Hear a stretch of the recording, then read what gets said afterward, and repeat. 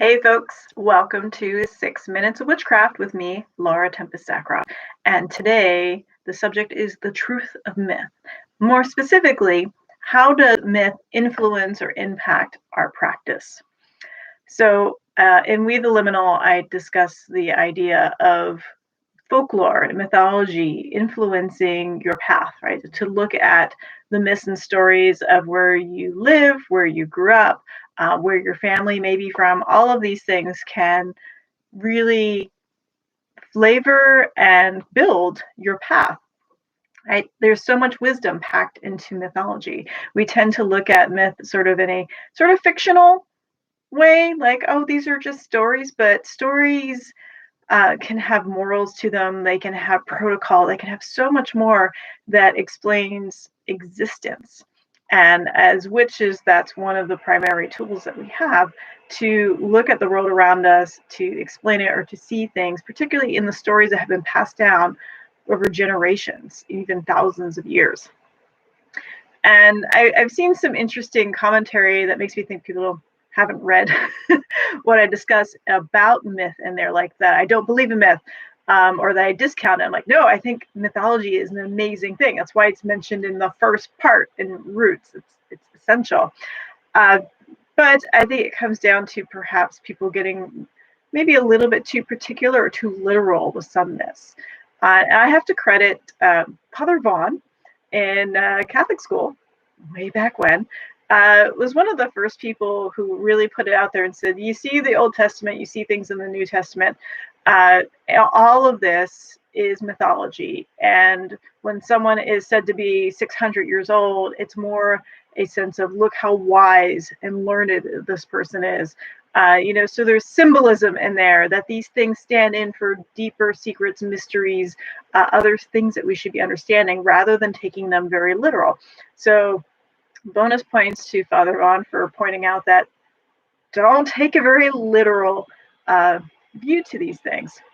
And so some of you know, in We the Liminal, I really get down on the Watcher myth, and not necessarily the myth itself.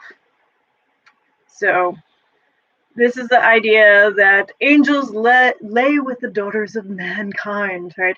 And suddenly, like, all these powers and skills were bestowed upon human beings, and this causes a great rift between earth and the heavens, and yada, yada, yada. Now, I don't have any problem with this myth. Actually, many cultures have similar stories in what they're called, and it's not just in Abrahamic faith.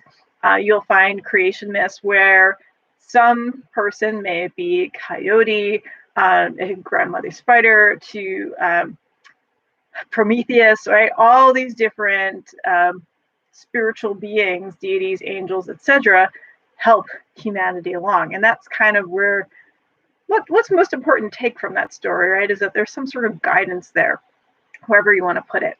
What I object to is the use of that myth to further misogyny, and that's really what I'm talking about in there, is that the idea that magic is only bestowed upon the special born or the God blessed, right? And was often wealthy white men. That was okay for them to practice magic, but poor women, folks of color, right? Those people are not doing the God-given blessed magic, and so therefore they're evil, but we're good. That's the bullshit of that story. And there are people today still pushing that along, pushing that agenda. And it's been something in Western occultism for the last several hundred years. So there's more about that in the book. Yes, there's about 500 words of it, but I think it's really important to point out, because talking about having this lineage and also using it to justify, who's right and who's wrong, a lot of crap. And so someone said, like, how can you be down on that myth and then bring Aradia into this?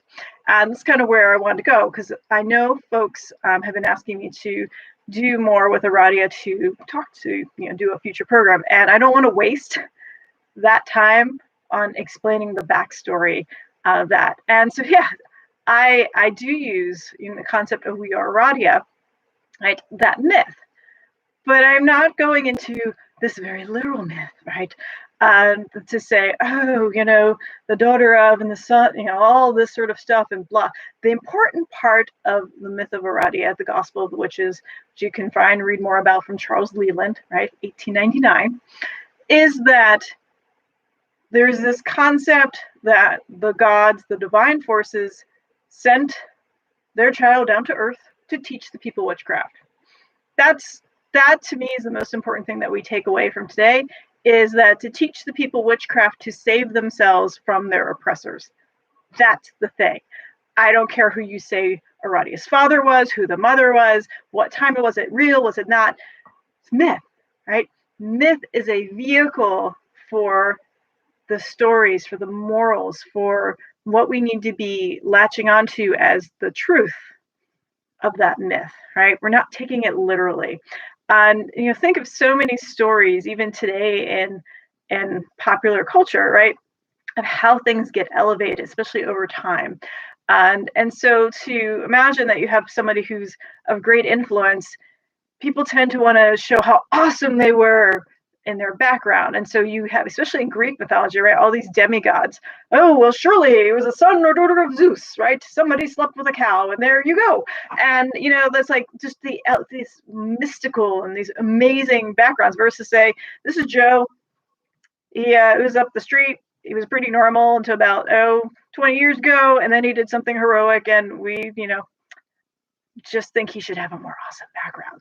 And so if you think about this daughter who teaches the people witchcraft, what more perfect thing for her to be the daughter of the moon and the sun, right? The lunar cycle, which is important to witchcraft, as well as the solar cycle, right? How the seasons are changing, how the plants are affected, equinoxes and solstices.